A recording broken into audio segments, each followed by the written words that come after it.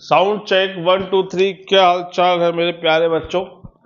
आज हम आ गए हैं चैप्टर सेकंड के 18th वीडियो में, और उससे पहले हमने लगभग सारे टॉपिक कवर कर लिए हैं, कैपेसिटेंस के भी और आपके पोटेंशियल के भी। ठीक है, एक लास्ट टॉपिक बचा है, उसके बाद क्वेश्चंस के बेसिस पर अपन बहुत सारे टॉपिक डिस्कस करेंगे। यानी हो सकता है एक या दो क्लास हम और इसके बाद ले, जिसके बाद अपना सारे टॉपिक, सारे क्वेश्चन जो बनने वाले वो सारे कवर हो जाएंगे। और आज जो हम पढ़ने वाले हैं वो energy stored in A parallel plate capacitor पढ़ने वाले। शायद आपने पहले ही देख ली होगी उसकी हेडिंग, ये ओ ये वाली, energy stored in a capacitor. कौन सा कैपेसिटर? पैरेलल प्लेट कैपेसिटर, जो हमारे एनसीईआरटी या 12th के सिलेबस में है।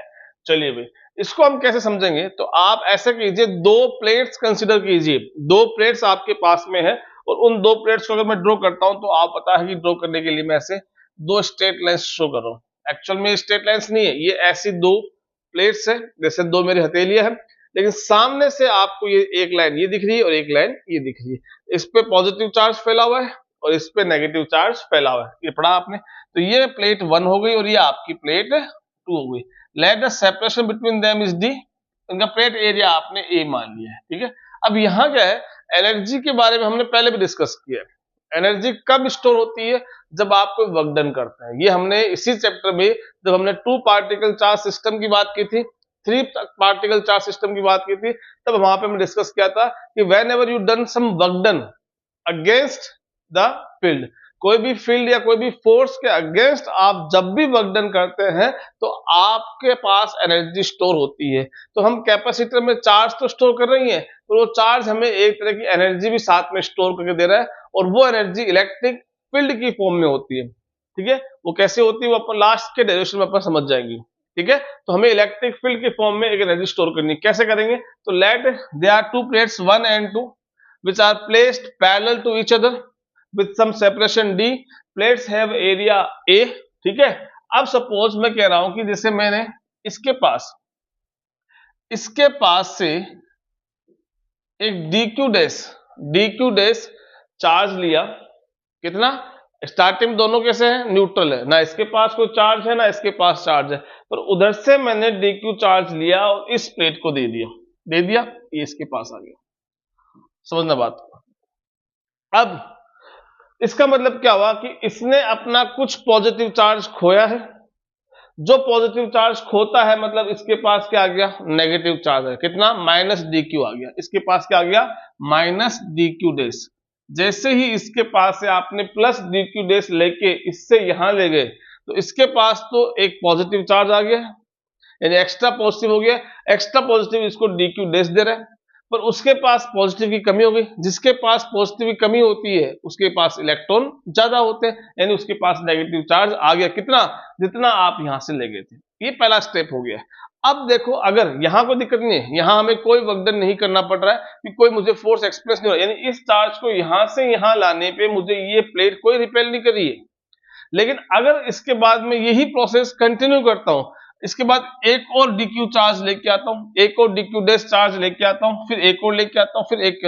अब क्या होगा? जैसे मैं फर्स्ट के बाद सेकंड dq डैश लेके आऊंगा, फर्स्ट के बाद जैसे मैं सेकंड वाला dq डैश लेके आऊंगा, तो ये जो फर्स्ट वाला dq डैश है वो सेकंड वाले को रिपेल करेगा।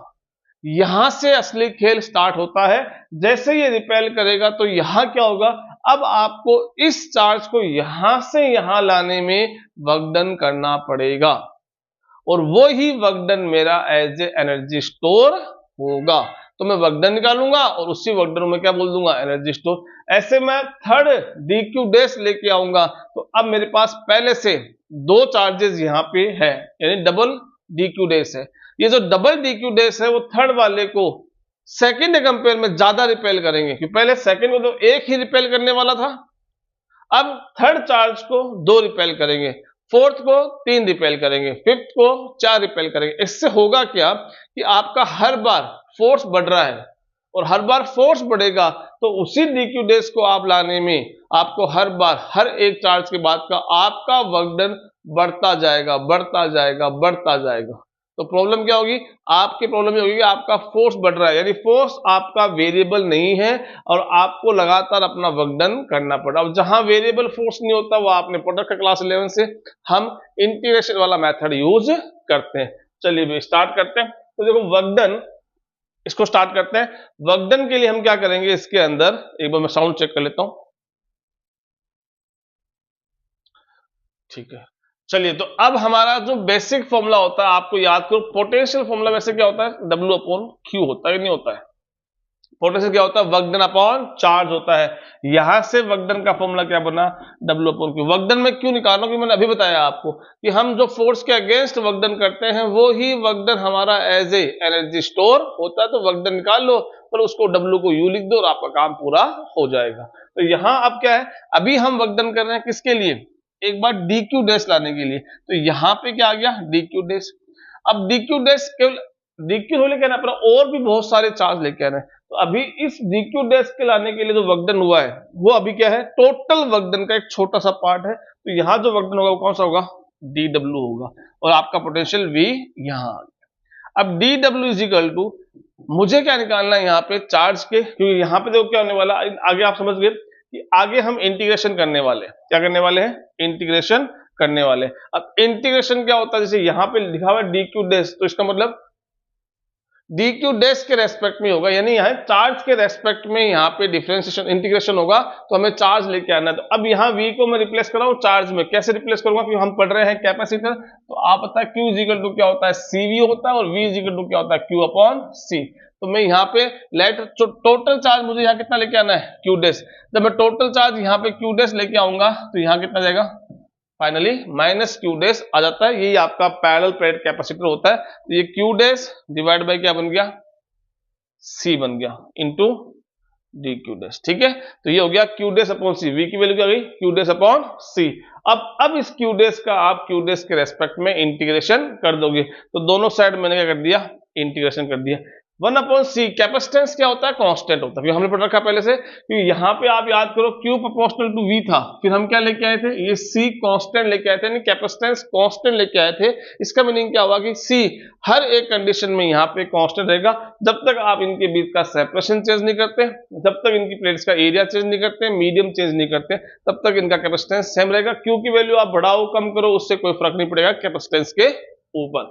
ठीक है, तो यहां से ये 1 अपॉन सी कॉन्स्टेंट है वो बाहर आ जाएगा। तो अपने पास क्या बनेगा, dw का तो w बन जाएगा, 1 अपॉन सी कॉन्स्टेंट बाहर आ गया, अंदर q डैश से रह गया, उसका इंटीग्रेशन कर देंगे।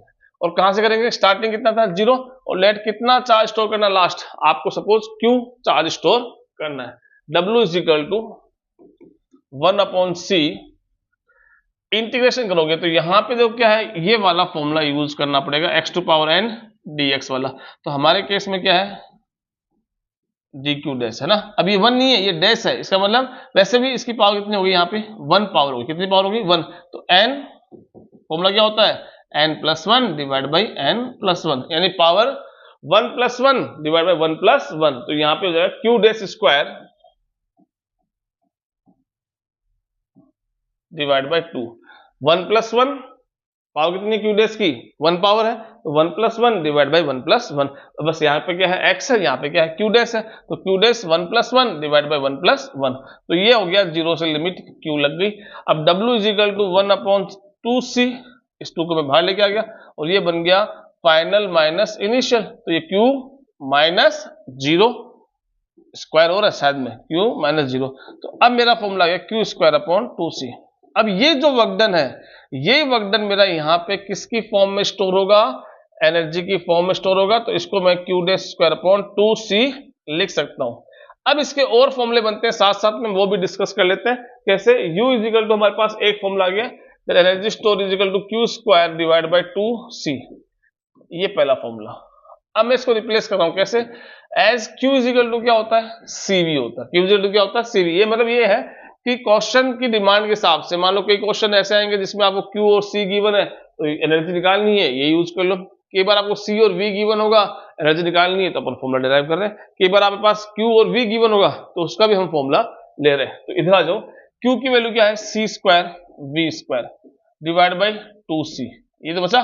अब C से C कैंसिल हो गया, तो ये फेमस फॉर्मूला हो गया हाफ C V स्क्वायर, ये फॉर्मूला हमारा एक ये बन गया। ठीक है, ऐसे ही एक फॉर्मूला और बनाते हैं। अब किस किसका बन गया, Q और C का आ गया, V और C का आ गया।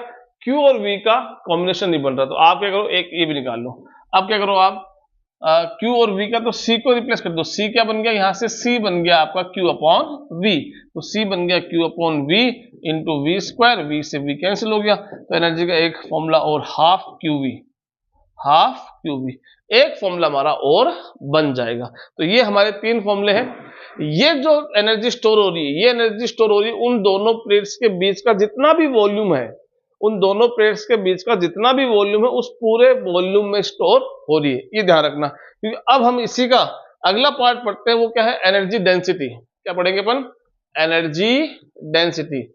मतलब एनर्जी डेंसिटी का मतलब क्या हुआ भाई, बेसिक डेंसिटी का फॉर्मूला जानते हो सब आप, ये स्मॉल यू ई से लिखेंगे।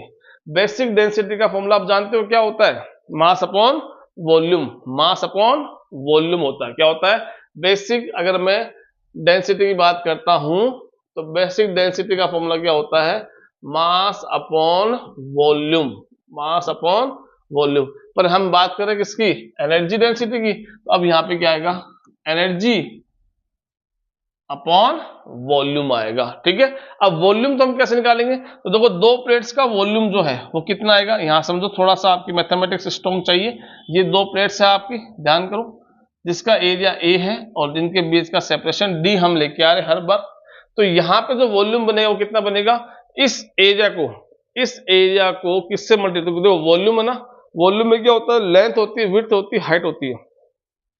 अगर मैं हाइट को विड्थ से मल्टीप्लाई कर दूं, हाइट को विड्थ से मल्टीप्लाई कर दूं, तो इस प्लेट का एरिया आ जाएगा, आएगा नहीं है।